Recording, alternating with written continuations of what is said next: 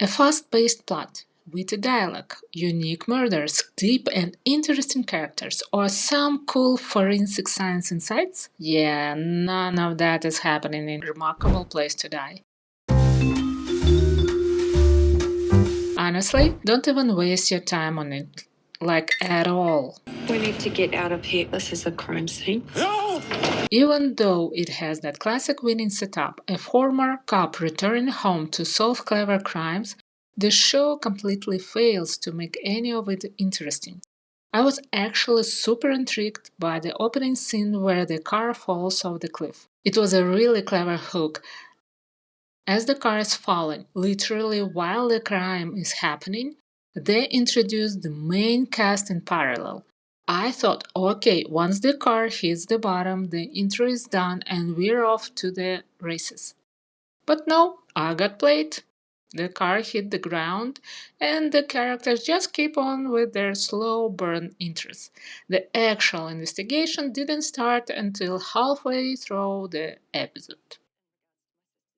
The main character spent forever just saying hi to everyone, explaining why she moved back to her mom and friends, everyone wishing each other a great day, and the case just goes nowhere.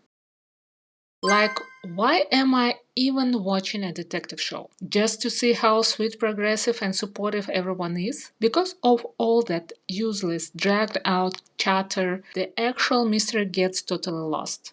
Nothing.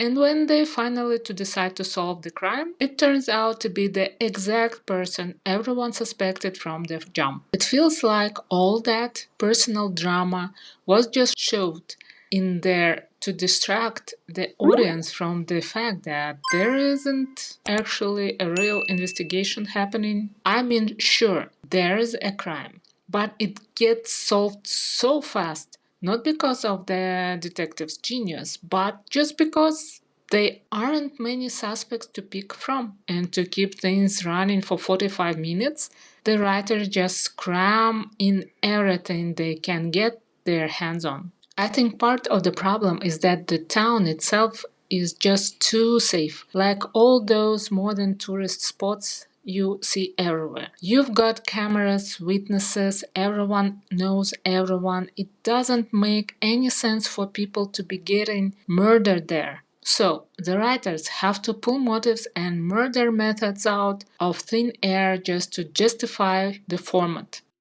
Because of that, nothing feels believable. So make a show like this work in a small community, you really need to be a master of generating crimes like they do in Midsomer Murders. The money aspect is also a bit of a head scratcher. It's an incredibly beautiful and expensive house for a former cop. Even if we know it's her parents' place, there's still this weird cognitive dissonance. On the bright side, the nature shots are gorgeous. I'll give them that. But they completely miss the mark on that cozy small town mystery vibe, unfortunately.